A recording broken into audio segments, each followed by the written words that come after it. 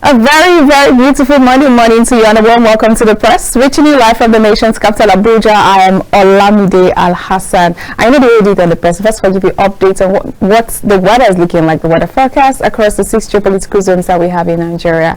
And afterwards, we'll take you through 1 minute of the front page of our national dailies. And of course, that's the segment where you get to, we also have a segment where you get to call in and join in on the conversation as we bring in our guests for analysis of most of the top stories that made it to the front page. So right about now, let's give you updates on the weather forecast, and you know I love to start from a corner. So let's go to Kano State and see what the weather looking like in Kano State this morning. And in Kano State this morning, it says about 18 degrees Celsius on the average. It's partly cloudy. The highest is at 33 degrees Celsius and the lowest is at 16 degrees Celsius. And sunny conditions are expected around 9 a.m. as wind gusts are up to 21 kilometers per hour in Kano State this morning. And from there on, let's move on to see what other people what the weather looks like in Kaduna. In Kaduna this morning, it says it's about 20 degrees Celsius on the average. It's sunny.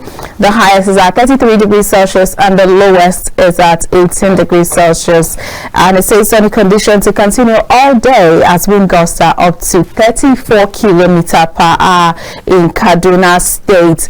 And from Kaduna now to Imo State. Imo State says 25 degrees Celsius on the average. It's partly cloudy. The highest is at 35 degrees Celsius and the lowest is at 24 degrees Celsius. And sunny conditions are expected around 9 a.m. as wind gusts are up to 9 kilometers per hour in Imo State. And from Imo State now, our next stop point is in Port Harcourt. Port Harcourt says 26 degrees Celsius on the average. It feels like 29. The highest is at 35 and the lowest is at 24 degrees Celsius. And sunny conditions are expected around 9 a.m. as the highest temperature feels like it will be 37 around 3 p.m. today. So that's going to be pretty hot. And now to Lagos State, the commercial nerve center of Nigeria, Ecowas, as fondly called. Lagos is 27 degrees Celsius on the average. It feels like 30. The highest is at 32 and the lowest is at 27. And sunny conditions will continue all day as the highest feels like temperature will be around 34 at about 1 p.m. today. So that means it's going to be really scorching. And now to the Federal Capital Territory, we're currently watching us from Abuja. 24 degrees Celsius on the average, the highest. It's sunny. There's at 36 degrees Celsius and lowest is at 22 degrees Celsius. And sunny conditions will continue all day as wind gusts are up to 27 kilometers per hour. So I can categorically tell you it's pretty windy in Abuja. In fact, where we're situated at Katampe Extension, and if you're not careful, you probably get blown away if possible, especially if you're very big like myself. Well, that's it for the weather forecast. Now let's see what made it to the front page of our national dailies. And to begin that, we take authority this morning with Authority newspaper. And the biggest and the boldest story says military kills more terrorists. Military kill more terrorists in Borno, 5 eliminated. Military kill more terrorists in Borno, 5 eliminated. That's on the front page of Authority newspaper. And 2027, Kwankwaso sets strict conditions for defection. Interesting development, I must say. And our Nigeria needs good fiscal policy for stronger economy, says Ngige. And that's on page 7 for your read this morning. Local government areas fund Senates will Local government area funds. Senate will go after governors, says Senator Karimi, and that's on page 5 for your read this morning. Power Minister seeks unity in advancing power sector. That's on page 4. And gunmen kill 42 abduct children in Niger State communities, and that's on page 2 for your read this morning. It's really unfortunate to wake up to that news in Niger State, and really do hope that beyond just talks, actions will be taken. We shouldn't have this kind of occurrence starting the year. This is not the kind of news we want to start the year 2026 with. We ended 2025 on a very sad note, says Governor Diri, and that's on page 5. Tinubu orders military, police, DSS to hunt down terrorists behind Niger attack, and that's on page 3. Copy Rivers, coalition for Tinubu's re-election, Wike tell other states, and that's on page 3 for your read this morning. And now that's it on the front page of Authority newspaper. I'll let you pick a copy to find out what the picture story has in store for you as we head on to see what other papers have in store for us. And our next stop point is the blueprint. The blueprint were quite scanty. Blueprint says Tinubu orders manhunt as terrorists kill 42, abduct scores in Niger. Bago urges calm, airstrikes kill 23 fleeing bandits in Kano. And that's on page 8 for your read this morning. Now, poor Nigerians will benefit from the new tax regime, says Adedeji. And that's on page 8 for your read this morning. What you see here, the picture story says, unveiling a new dawn in revenue administration, Nigeria Revenue Service. Together we rise, together we prosper. Talking about harmonizing the Nigerian tax. And now to the Guardian newspaper, which comes up next. The scanties, the blueprint. The Guardian says Venezuela crisis may create $10 billion hole in federal government's $58 trillion spending plan. Venezuela crisis may create $10 billion hole in federal government's $58 trillion spending plan, and that's on page 6. Tax law controversy deepens as National Assembly releases CTC's certified true copies. Tax law controversy deepens as National Assembly releases certified true copies, and that's on page 8. Tinubu unleashes security as terrorists kill 30, abduct many in Niger, and that's on page 3.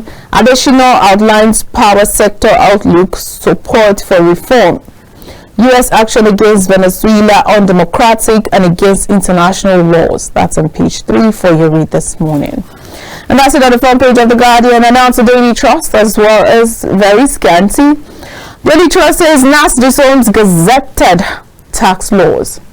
NAS disowns gazetted tax laws, and that's on page 4 and 5.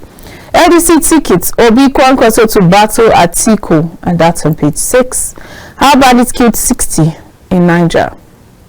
27 died, 13 missing in Yobe boat mishaps, and that's on page 52 for your read this morning. And that's all on the front page of Daily Trust as well. And now to Business Day. Business Day says Nigeria faces revenue risk as Trump signals Venezuela crude revival. Nigeria faces revenue risk as Trump signals Venezuela crude revival, and that's on page 2 for your read this morning. Practically the only story on the front page of Business Day. And now to the Vanguard. Vanguard newspaper this morning says 42 killed in deadly terror attacks. 42 killed, million bloodshed in Niger State. 42 killed in deadly terror attacks. Industry chiefs, economists warn major test for economy in 2026. That's on page 21. Trump stokes confusion in Venezuela. Nigeria faces arraignment as global outrage grows. That's on page 26 for your read this morning. And away from that to Daily Independence, which has more stories set up for us. Daily Independent says Niger's hurdle is converting hot money to real growth, says experts. Niger's hurdle is converting hot money to real growth, according to experts, and that's on the front page for your read. Aviation operators warn new tax laws may hike fares, undermine safety. That's on the front page. Venezuelans remain shell-shocked after U.S. captured Maduro. Venezuelans remain shell-shocked after U.S. captured Maduro, and that's on page 6. 25 dead, 14 missing as boat capsizes in Yobe. Serap asked Tinubu to probe missing 128 billion naira in power ministry, says Mbet. And that's on page 6. Alleged defamation. FG withdraws suit against Natasha, and that's on page 29. NDLEA intercepts illicit drugs in coffee sachet, detains 22 Indians over cocaine shipments, and that's on page 7. Niger delivers best returns, outpaces African peers despite policy shocks. Niger attacks Tinubu orders manhunt as bandits kill 50, abduct several. And that's on the front page for your read this morning. Well, I'll let you pick a copy of the Daily Independent to find out what the picture story has in store. And on to First Daily newspaper, which comes up next. It says Gumi claims he was marked for bombing during U.S. airstrikes. Gumi claims he was marked for bombing during U.S. airstrikes. That's on the front page. Tinubu unleashes security agencies after Niger bandits massacre. Now, joining APC won't shield anyone from EFCC probe, party vice chair speaks. APC 2026, APC deputy governorship candidates under fire over WAEC. And our Rivers APC, we will follow Wike's direction ahead of 2027. Ecowas warns against breach of Venezuela's sovereignty. FG drops criminal charge against Senator Natasha. And now we have now the picture story you see here. I'll let you pick a copy to find out what the picture story says. Even though we have President Bola Tinubu at a private lunch in Paris with the President of the Republic of Rwanda, Paul Kagame, during World Affairs and Advancing Africa on Sunday, the 4th January 2026. Momodu, I never told anyone to stop supporting Peter Obi. That's on the front page. Plateau bleeds again as bandits kill 7 in community attacks. That's on the front page for your read this morning. And now let's move on from there. We have the Voice of Liberty newspaper coming up next. Voice of Liberty says Tinubu orders nationwide security dragnet after Niger attacks as death toll rises. Now, over 25 feared dead as canoes capsize in Jigawa and Yobe. Oh my goodness. May the souls of the departed rest in perfect peace. And now, Kano. Government house security tightened amid Yusuf's planned APC defection, and that's on the front page for you read this morning. President Bola Tinubu has ordered an intensified manhunt for terrorists responsible for deadly attacks on communities in Niger State. We really hope that something is done and they're brought to book in a couple of days. An Azaria cleric detained over 3 weeks for alleged coup plot against Tinubu. Zaria cleric detained for over 3 weeks over alleged coup plot against Tinubu. That's on the front page.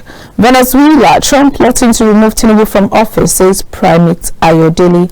And that's on the front page.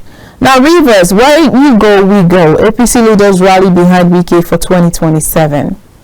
2027, Kwankwaso demands top tickets, warns APC against playing with Kano.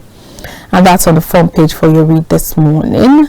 Alleged foreign agenda have been marked for elimination, says Gumi. And that's on the front page for your read this morning. And finally, on my desk, we have the Matrix newspaper for this morning. Matrix says Niger attack hunts terrorists down, says Tinubu. Order security agencies to rescue all abducted victims urgently. Urges Nigerians to stand together and confront these monsters in unison. Northern governors back Tinubu's order, commiserates with victims' families. These circles of violence must end, says Atiku and Obi, and that's on page 2. Now, tax reforms must be first sensitive to economy, CPPE warns. Says strategy timing must trust key to its success. Tax reform must be faced sensitive to economy, CPPE warns. So strategy, timing, trust, key to its success. And that's on page 3 for your read this morning. Maduro's arrest, UN Emergency Security Council meeting holds today. The post-Venezuelan president will appear in U.S. court today. Pope Leo, welfare of Venezuelans must prevail. And that's on the front page for your read this morning. And I'll say up to Tinubu, probe missing 128 billion naira in Ministry of Powers and NBIT. That's on the front page for your read this morning. Yobe boat mishap, Northern governors mourn as NEMA confirms 25 dead and 14 missing. Oh my God, and that's on page 2 for your read this morning. Budget Office, DG warns against exaggerated financial figures in economic debates, and that's on page 13. Police move to arrest Portable over alleged attack on baby mama, and that's on page 23. NDLA intercept drugs in coffee sachet, detained 22 Indians over cocaine shipments, and that's on page 3. AFCON, Morocco beat Tanzania as Cameroon knock out South Africa. Interesting. I never saw that coming. Well, the Bafanas, more details that you find on page 23. And now Lagos State 2026, the picture story you find here. Lagos State 2026 annual Thanksgiving service. You find Lagos State Governor Babajide Sanwo-Olu, his spouse, Lady Claudiana Ibijoke Sanwo-Olu, Lagos State Deputy Governor Dr. Kadri Obafemi Hamzat, wife of Deputy Governor Mrs. Oluremi Hamzat, Lagos State 2020 at the Lagos State 2026 annual Thanksgiving service held at the Tafawa Balewa Square themed Grateful for Unfailing Mercies yesterday. What else is on the front page of the Matrix newspaper, and that's why we go on a quick break. We'll return with joined by guests for analysis of most of the top stories read out to you earlier. And don't forget, our phone lines will also be open then for you to join in, for you to call in and join the conversation. We'll be right back. Do stay with us. Welcome back, viewers. Let's launch to the press, and we're reaching you live from the nation's capital, Abuja. We've now been joined by our guest, Engineer Toba Owojaye, who's a public affairs analyst who helps us analyze most of the top stories that made it to the front page. And this is also the segment where our phone lines are then open for you to call in and join the conversation this morning. Happy New Year, guys. Happy New Year, Engineer Toba. Happy New Year, madam. How are you doing? Great. It's a pleasure to have you in the studio. I shall have one red because it's going to be a good year. Absolutely. And should I say belated happy birthday wishes to you? Thank you. I remember you weren't here, but we definitely tried to reach out to you. Best happy birthday celebration message I got. Thank you very much. Oh, you're welcome. All right. So, Engineer Toba, in as much as we look forward to a very bright year, it seems like we woke up on a different side this morning. You know, the kind of news we heard is like a dark, should I call it Black Sunday or Black Monday, the way it's beginning to look, you know, especially with the attack in Niger State. And then the president's order that, you know, security should make sure that those that have been abducted are being rescued, even though we have a lot of death toll. What do you make of this kind of news? That's in the year 2026. We're even grateful that we didn't see far worse in December and January, because I think the bombs, the airstrikes by Trump reduced what we expected to happen in December, and was a wonderful Christmas. However, that has led to another narrative of bombers and terrorists needing human shields. It may just be occurring to them now that you can be shot.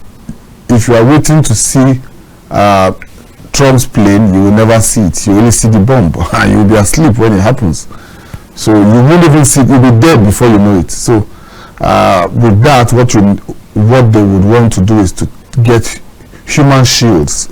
So we should expect the military and intelligence should expect more kidnappings and do their best to forestall it, because they know that if you have 50 girls with you in a camp and you are 300, nobody's going to use an airstrike on your location, except they're going to come down with ground troops, which America doesn't want to do now. America doesn't want to set boot on the floor in Nigeria. They just want to make the attacks with guided missiles from their ship, which is not even in Nigeria but on the coast of Nigeria, and it can be shot in the air, it can wait in the air, it can suspend for over 5 minutes if it needs to delay, it can move faster, it can move slower. It's a guided missile, it's dangerous. So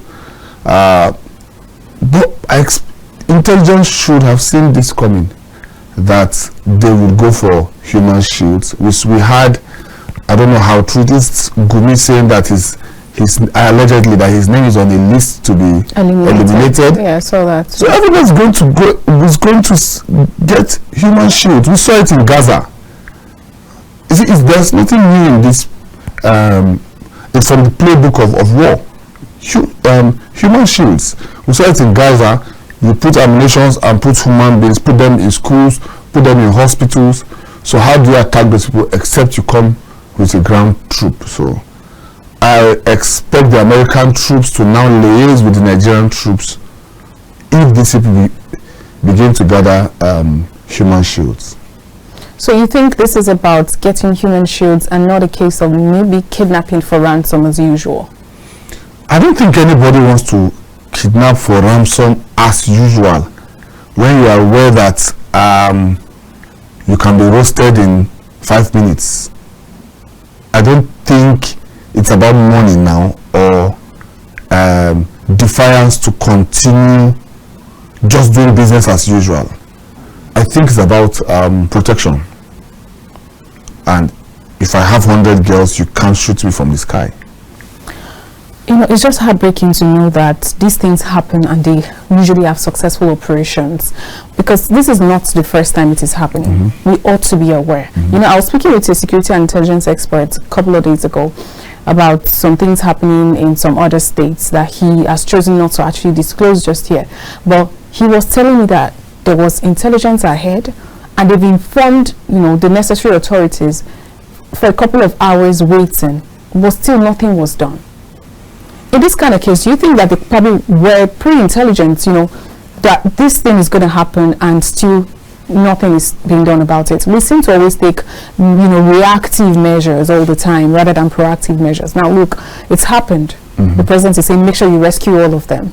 You see, that's why I'm not always a fan of Donald Trump. I don't like the way he does some of the things he does, but I also have to respect it, because all of this, we got intelligence from this, and how did you get intelligence? Because you have people in the team. So at what point do you know when they are playing you and when they are not playing you? How deep do we go into all of this drama? Trump just believes, okay, this is the problem, whatever it takes, let's hit on it, and then whatever consequence comes after that, we will attend to it.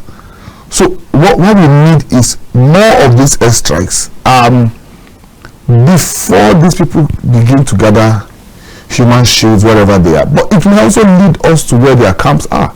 The people who negotiated or got back the 259 girls should do the same again. It's not that easy. I don't know what they did to get those girls back. 259 girls back.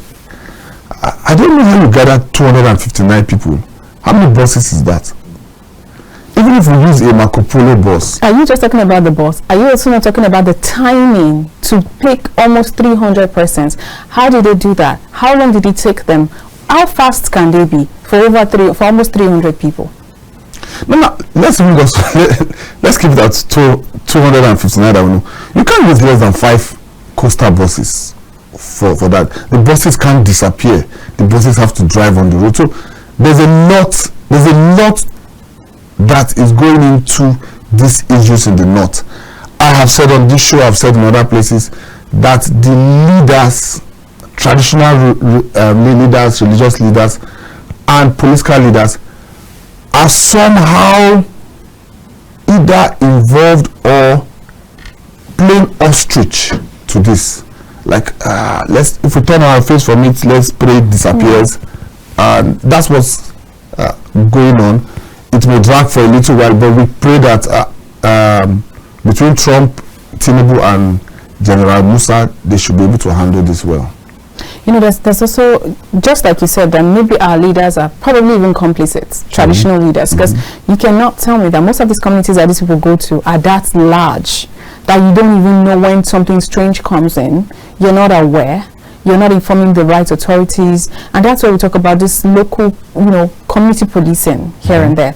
But that's even on one side. There's also another conversation around the synergy between our security outfits, starting with the NSA and the Chief of Defense Staff. They seem to be speaking 2 different languages. One person is speaking kinetic, and another person is speaking non-kinetic. Now, in this kind of case, how do they even have a headway, knowing that they're probably speaking to the president at 2 different times and saying 2 different things? Saying 2 different things. It's not even a case of, oh, we're all together in a meeting. Let's have this conversation and let's have a certain part we want to toe.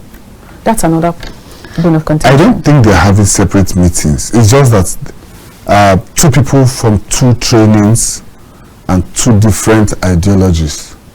One is from the core north, from the northeast. He has headed EFCC. He has seen and he has seen enough about this country. If somebody has the secrets of this country, he's one of them. So and then he may also have a political ambition.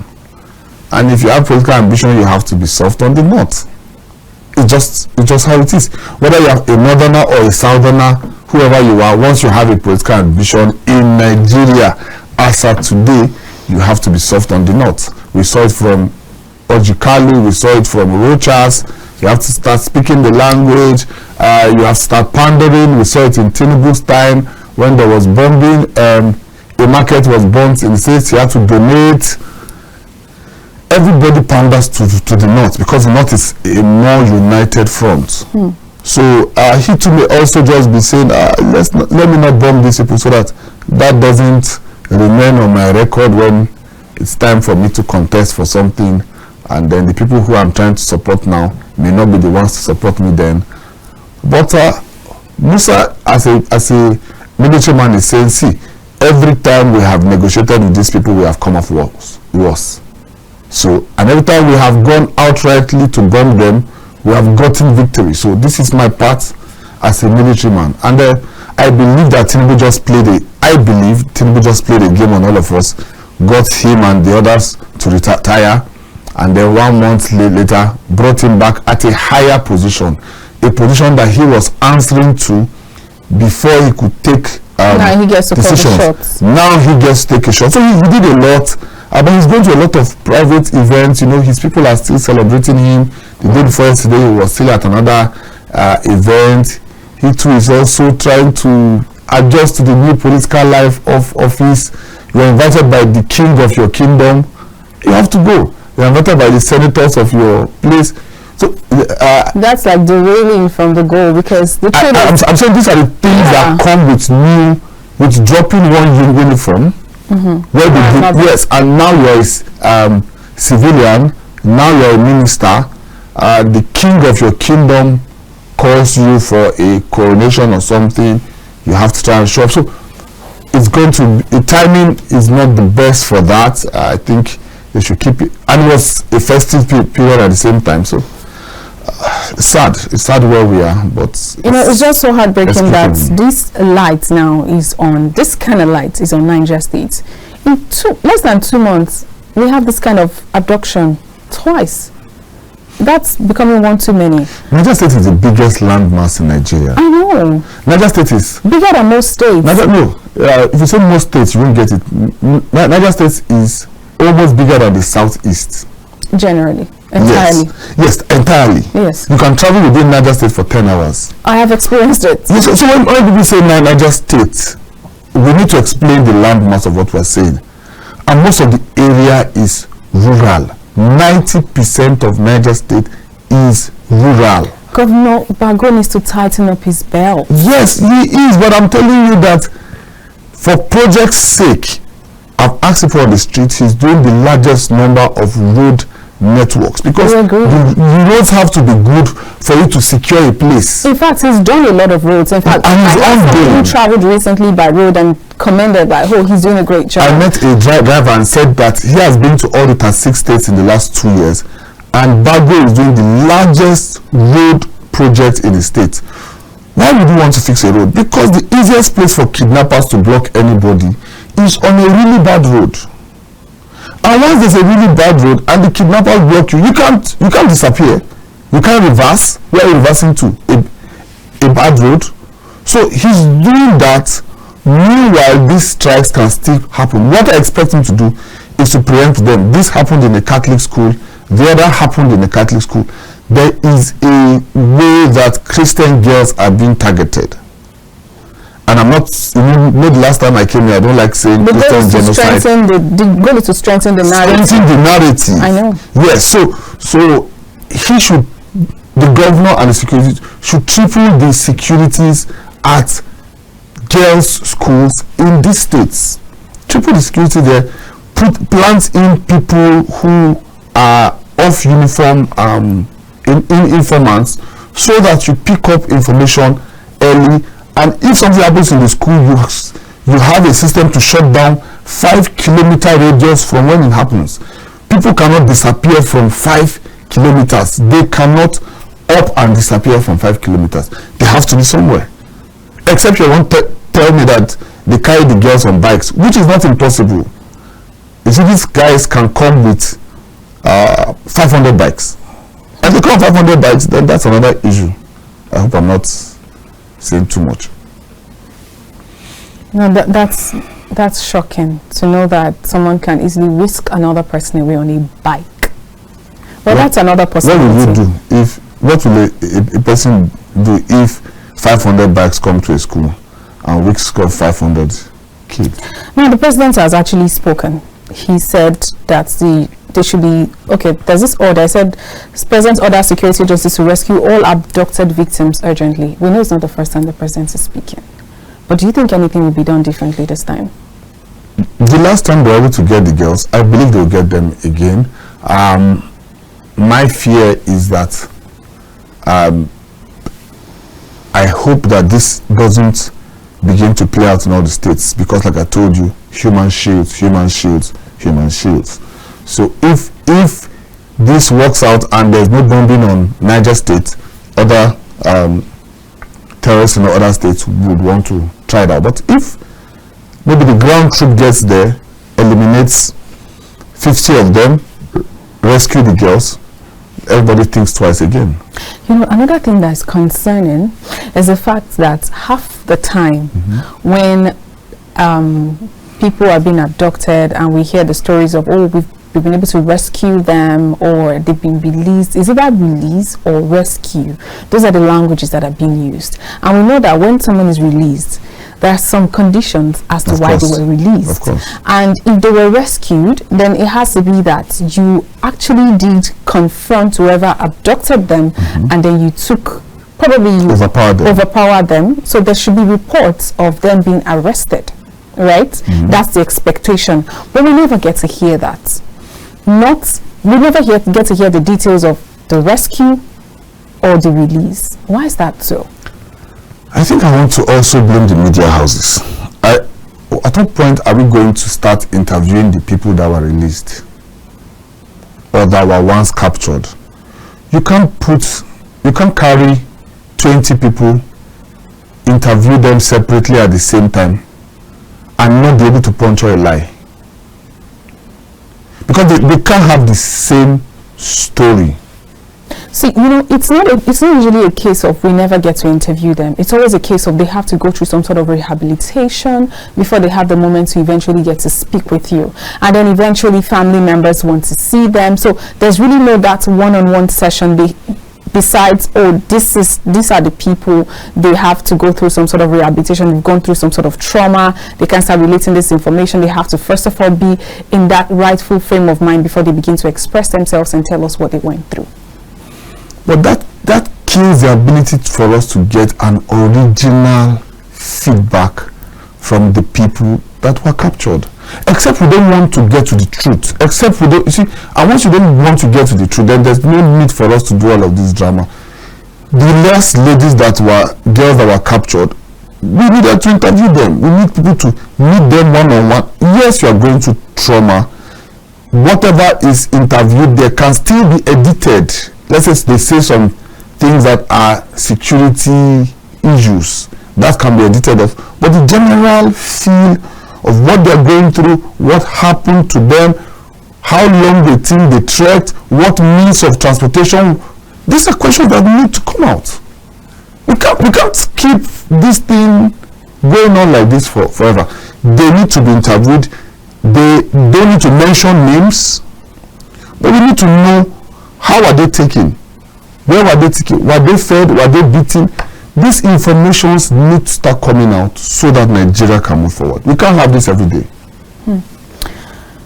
We just hope that things get better going forward. Now, another thing that's bothering Nigerians that I'm going to talk about is these tax reforms. Are you already feeling the brunt? Like, did you get any notification from your bank and all that? For stamp duty charges due to tax, airlines are beginning to complain that they are undermining security of the airlines because everything is going to be different going forward in 2026. Lots of complaints and lots of misinformation on the streets. What do you make of this new tax reform? The only thing that happened to me was I wanted to pay for light for my dad. I usually pay 5,000 per time.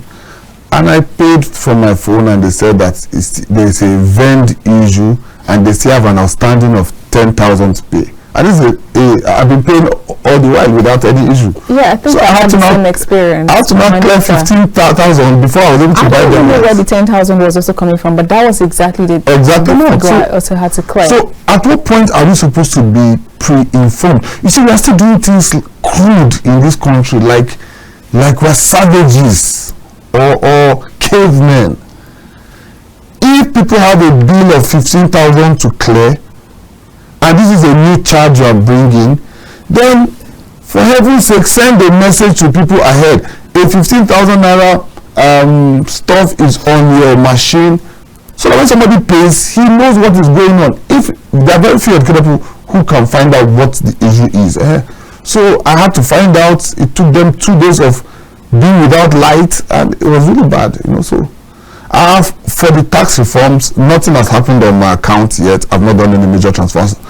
I do not clearly understand this thing. Whether what was gazetted or what was not gazetted, we don't understand it. It is not clear, and it is not good that it is not clear.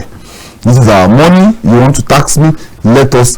If that issue on whether what was gazetted was not what was submitted, we have found a way to keep quiet about it. And if it is not clear, why problem? And the biggest challenge is the fact that House of Assembly is saying this is not what we passed. So what did you pass? Okay, I heard that they're going to be releasing the certificatory copies today, yes, so we get to know what's really going on, because it's been a case of that's not what we passed and that's not what you guys are implementing. But why kickstart when you know that this is controversial? I expected them to stand it down for another 3 months. Let us get clarity on this. People ask for it to be stood down for 6 months. 6 months is far. Let's have a stand down on everything. Let everything be as it was. In 3 months' time, we'll be able to get some clarity on. And of course, that's big. That's a very big crime. That a National Assembly sat on something, the document was changed somewhere, and attempted to be gazetted. That's a very big crime, and it's something that should be covered up. And we need to go back to it to find out if it is true. Then heads must roll. I like the fact that you said attempted to be gazetted, because the National Assembly actually sees it as gazetted already. I like your attempt. I have to choose. Because they already categorized it themselves as gazetted. Now, this is also another conversation around this, because I feel like if you guys are still arguing and there's no proper clearance and understanding, because in fact, if you see what's making it on the social media, I know some persons even had to go get their personal TIN numbers, which eventually was debunked that you do not require a TIN number to actually pay your tax. So long as you have a BVN, you have your NIN, you're eligible to pay taxes. Now, there are also conversations. In fact, it started flying around through the end of the year that you must put description in every transactions you make. You must, I started seeing different memes like flying around. Please don't touch this one. This one is for contribution. This one is our job money. It was just, everywhere. So I realized that it's a case of lack of proper education of the citizens, which is shrouded also in a lot of secrecy. You cannot just say you're speaking on TV stations as regards to how this tax is going to be. I believe that there should be proper education, town hall meetings, where people can also understand what you're talking about in diverse languages, so that even the market woman understands what you're doing. They have better understanding that, okay, because we know they've been saying that this new tax is going to benefit the poor a lot. But if they do not understand it, how will they benefit from it? I was at a salon trying to get my hair fixed, and the conversations going on in the salon is Tinubu wants to kill us this year 2026 with taxes. And I'm like, what taxes are you going to be paying? I was asking them. They're like, they said for every transaction, every 3,000 you pay tax. I'm like, how? And they're like, no, they say tax is not simple. I said, that has been 7.5%. It has always been. Of course. And they're like, hey, you're going to also pay one thing. When you pay every 10,000, they're going to deduct 15. I said, it's no longer on the recipient. It's now on the sender. People do not understand what's going on. It's like a case of they just want to kill us. And that's the growing narration. Yes. And don't forget that those are the places where the first information spreads. Those, in fact, that's the largest community. Those are the gossip points. Thank you. The stores, the artisan shops, those are the places where it spreads like wildfire. So what do you think that they can do differently, you know, to make this even better? Because it's becoming a narrative that is spreading like the cash crunch period now. Yeah. And other people are also tagging this. I just remembered that it's becoming like Tinubu himself is trying to shoot himself in the leg come 2027, because it means that if things get really tightened up, it will give a remembrance of what happened during cash crunch, and his, you know, his access to tickets in 2027 might become very slim. It's already getting slim, but you know this country will like rumor. If a rumor is strong, then it affects us. Remember when we had to bath with salt during COVID? Ebola virus. Ebola, yes. It was Ebola virus. I didn't. I was already on my way out before I heard about it. Mothers, grandmothers. I was out with my mom, so she started calling every other person at home, please bet with salt. Even if you believe you are smart, when you hear your mother or grandmother call you and say, in the name, whether you believe it or not, in the name of God, don't let my grandchildren die. Bath them with salt. Now, as I'm watching you, you see, I think the president has, whoever mentioned narration, has finally made Nigerians pay attention to writing narrations when they do transfers. This is what the rich does usually, so that they can keep track of their spending. When I have a boss, anything is doing, this is more than 6-8 years ago, he must put a narration in the slip when he's paying you for whatever, and it will be stated there. You two will see it, he will see it, so he can keep a track of what he's doing. I don't think the narration will change anything. They will just look at the volume and the things you are doing with the money. Most people who have private accounts will not go through a lot. It's corporate accounts that will pay more. It will be the rich that will pay more. The masses, I don't really see them being touched, but of course the rich have to cry. Look at the CNG. Let's start with CNG. CNG, at the beginning we kept on hearing that cars are blowing, cars are bombing. You are here? Yes, I do. And in 3 months of cars are bombing, CNG came to stay. Cars are not, lots of tricycles now. CNG. Cars are not bombing again. So I'm explaining to you that it's not always as easy as people say. There is a propaganda. If it held sway and people were afraid to buy the CNG, CNG will have failed no matter how much was spent on it.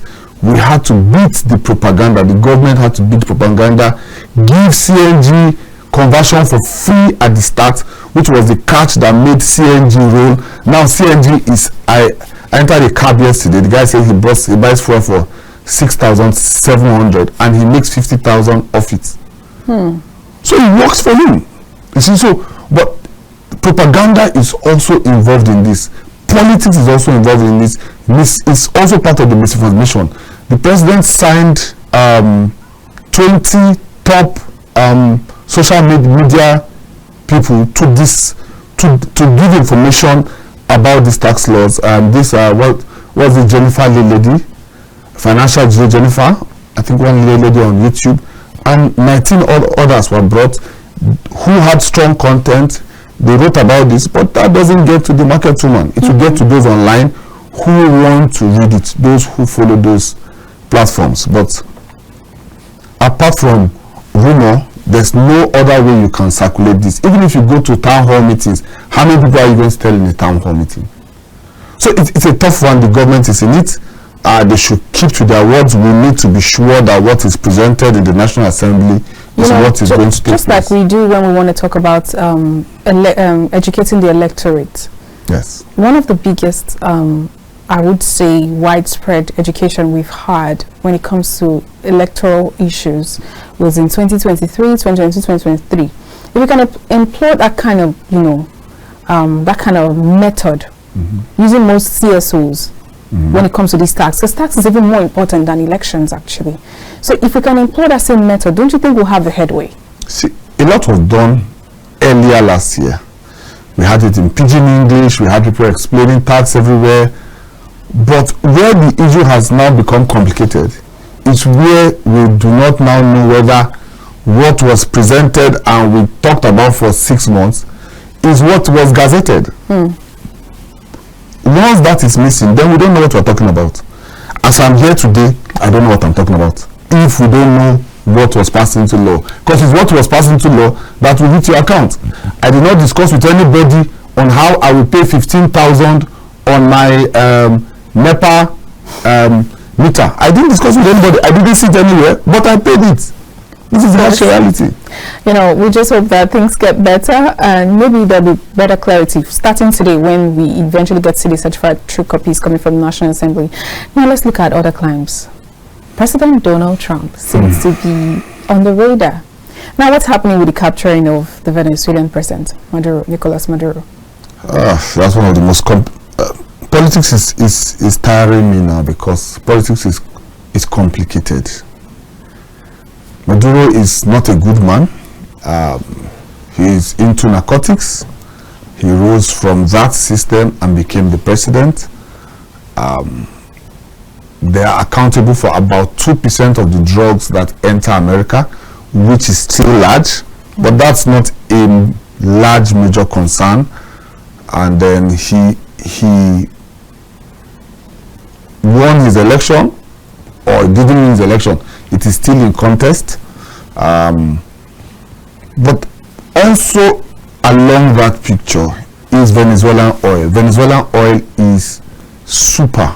There are three types of oil. There's heavy, there's medium, and there's light. America's oil is light, but 3 major countries have heavy oil: Venezuela, Canada, and Russia. And that's what you need for very heavy productions. So when people say America is producing more of what? Producing more of light fuel. For what they need, and most people need, is the heavy one that Canada has. Canada is on the top of the map of America. Venezuela is at the bottom. Russia is far away. And most of the refineries in America are in the area close to Venezuela. And they were put there for a reason, Texas and the others, so that the distance of moving fuel from Venezuela there is cheap. Even Kaduna refinery here has a particular section only for Venezuelan oil. Kaduna refinery. So we must make that oil is big. They made money from it, but the crisis in the country, the drug related precedent and everything has made it a complex issue. Is this a matter of America trying to get a grip on their oil? Is this a matter of America trying to solve a drug issue? These are the mixed narration, but I think it's both. I think America wants to be able to have control, not own, have control of the oil by having control of the new president and the country. That they have the 4th largest oil deposit and the highest of heavy oil. So when you put all of this into the mix, Trump is here to make America great again, and for doing that he has to look for everything he needs to do to accomplish that. So yes, it's political. The people on the streets are happy. Let us not forget that people are happy because Chavez was a dictator, he was a drug man, he was a cartel man. The people will be free, but the oil will not. It's just changing hand of captives. Okay, but in this kind of case now, don't you think Trump sort of undermined the sovereignty of Venezuela? It has been done many times before. We have said it's wrong. It was done in Iraq. It was done in Libya.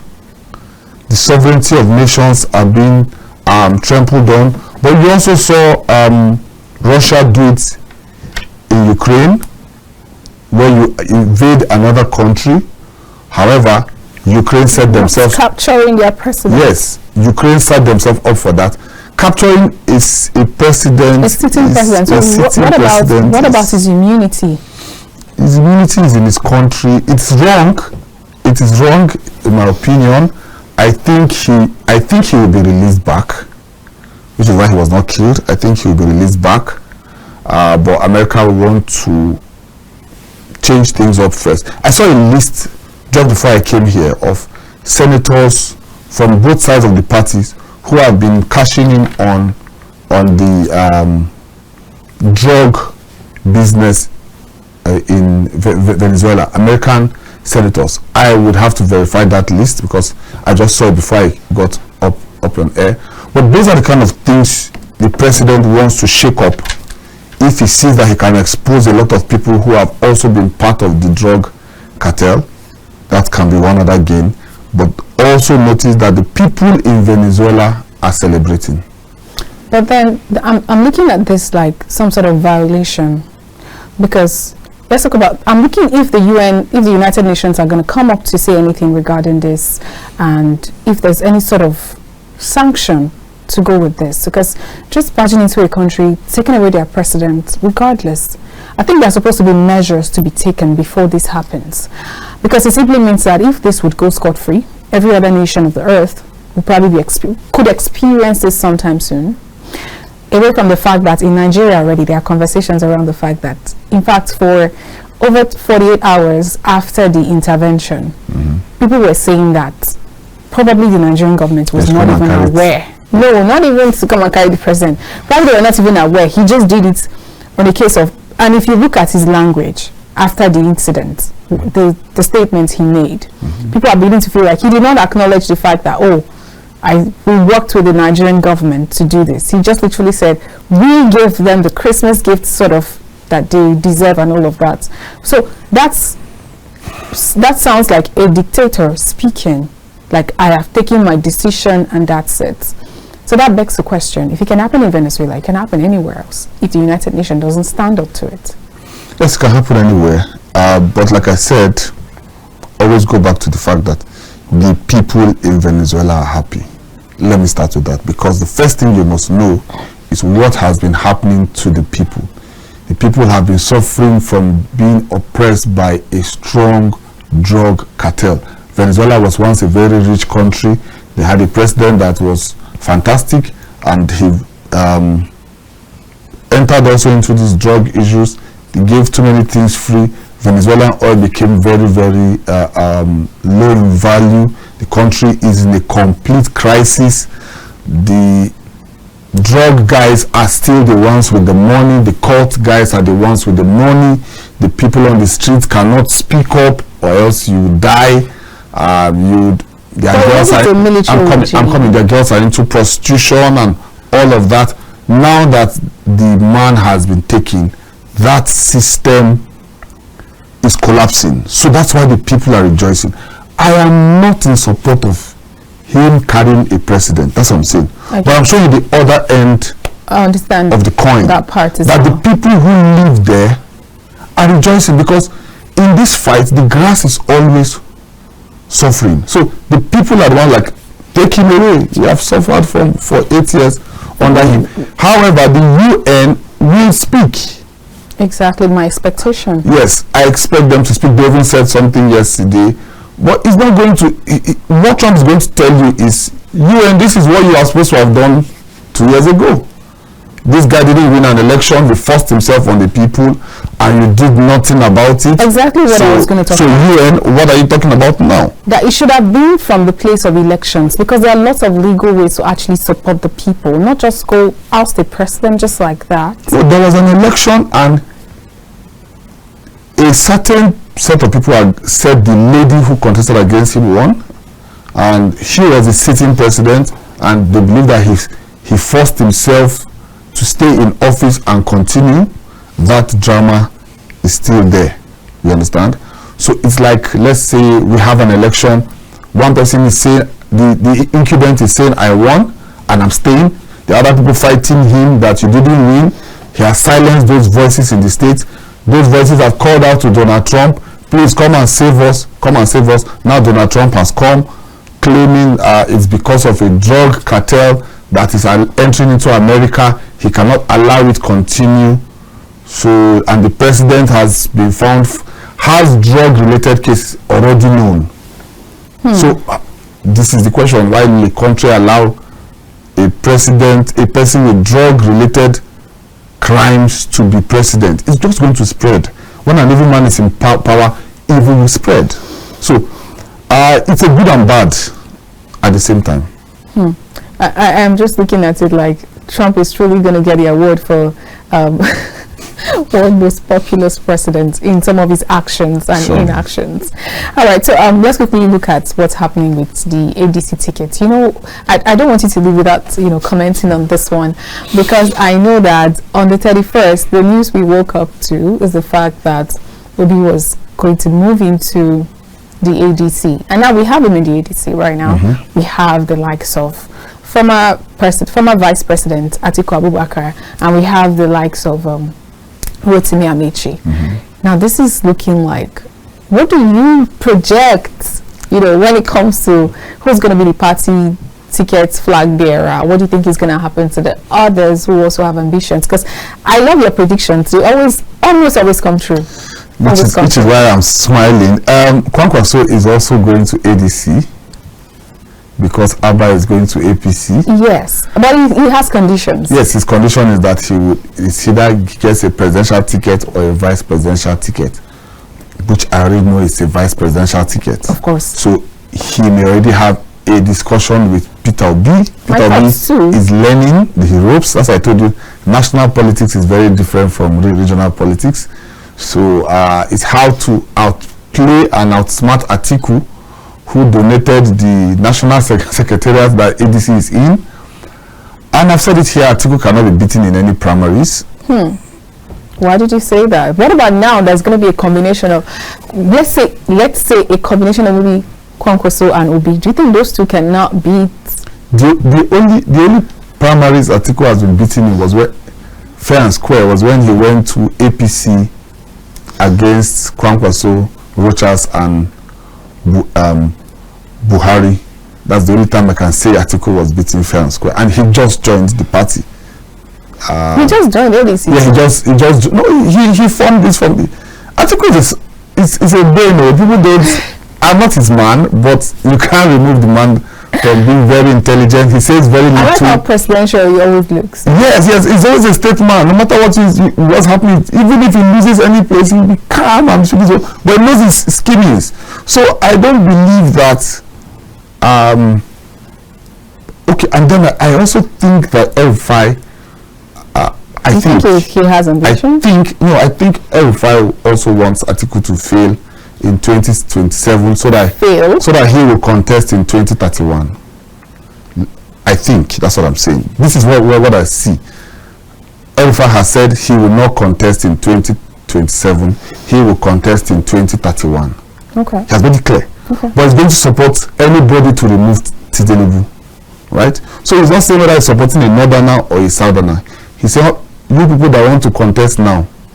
It sounds like a vengeance, sort of. Yes, but all of you that want to contest now, contest against Tinubu. I will support you. But me, I will wait. Whatever happens to you people, happens to you people. Me, I will wait for 2031. So like Tinubu who waited for his time. Yes, so he doesn't really care whether you win or lose. So I don't see Obi beating Atiku, except he has a very strong agreement with Kwankwaso. And if Obi successfully teams with Kwankwaso to beat Atiku, then ADC will be a very strong force. Because if Obi has the southern ticket and Kwankwaso has the VP ticket, it will be strong. But remember that Kwankwaso is also a dictator. I don't know how he's going to be a vice. If he has already mentioned it with his mouth, he can be a vice, but he's a strong dictator. How many people in the north among the politicians, not the elites, he's loved by the masses, but he's not loved by the elites because Kwankwaso can hardly be negotiated with. This is who he is. So the masses will love him. He'll be able to get some masses votes, but he won't be able to get the core of And the maybe votes. in some regions of the north, not everywhere, not every part of Yes, the of course, because he has not been able to grow NNPP beyond Kano in the last 2 years. He had the chance to And show. if he's also moving from NNPP to ADC, it's suppose son-in-law is moving from NNPP to APC, it simply means NNPP is ready for the death. Yes, but he has the masses. See, it's we that send party. Politicians don't send party. They created it. They can kill it anytime they want. They didn't even create it. They bought it. Remember, they had their own complete ESCO. They went to buy the ESCO, kicked out everybody, and took over the party, so they can throw it off later. But this is what I'm saying. Kwankwaso has his own enemies. He has Ganduje. He has many other politicians who believe that he doesn't know how to negotiate with people, and politicians don't like that. The masses can like it, but nobody in politics wants somebody that cannot be negotiated with. So we most likely may see an Obi Kwankwaso ticket, but I truly do not see anybody beating Atiku in the primaries. I cannot see it. Even when the odds is looking like this. I have told you the odds, but I still cannot see anybody beating Atiku in the primaries. I'm sorry to say. Okay, we look forward to better days and maybe what 2027 holds. But do you see a situation where any of these coalitions, what if Obi doesn't get the ticket? I want to get your opinion. If you don't see anybody beating Atiku in 2020, I mean for the primaries, maybe in ADC, and Obi doesn't get the ticket, do you think he might leave the party again like he did in PDP? Okay, there's no politician that cannot live anywhere as far as he wants to be president. Even though Obi has left 4 times, and he swore in Abga that he will never leave. He left to PDP, said PDP is his home. He left to Labour Party, said Labour Party is his home. He has left to ADC, and ADC, he has not even said ADC is his home. So, Labour Party is saying now, the Aburo-led faction is saying that now they have a breath of fresh air, knowing that these people have gone, now they can arrange their parties and, do what did they win before he was there? It's all drama, you see. Tinubu has done his homework fairly well with the elites. He has done a few projects, but the masses are not fully and truly with him. That is what the opposition is trying to cash on, especially in the north. So the north is willing to bring a northern candidate, but the ticket favors a southern president. They also know that. So this is the plan. Should we field a southern candidate that will do 1 term so that we can come up? This is where the ticket favors good luck. And this is where the ticket does not favor Obi, though Obi has sworn that he will do 1 term. But we know that. So nobody believes it. So the north is saying, should we just allow Tinubu just finish his 4 years and go, and we have full 8 years of a northerner?